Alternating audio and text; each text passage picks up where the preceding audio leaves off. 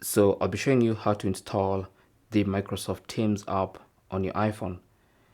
It's very simple. All you have to do is go to the Apple App Store and then tap on the search icon and then search for Microsoft Teams.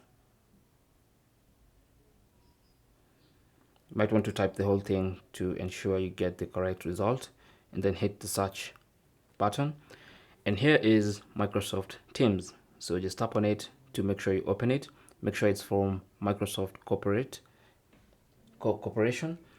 And to install, simply tap on Get. Then of course you have to confirm with Face ID and allow Microsoft Teams to be installed onto your iPhone.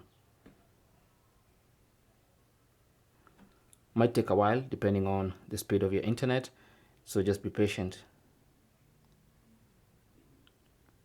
And with the installation complete, you can either tap on Open to launch Teams from here, or you can go to your app's home screen and find the Microsoft Teams icon and launch it from there.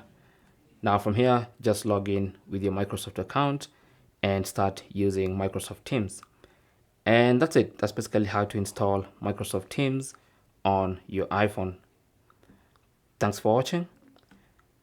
Leave your comments and questions down below, and good luck.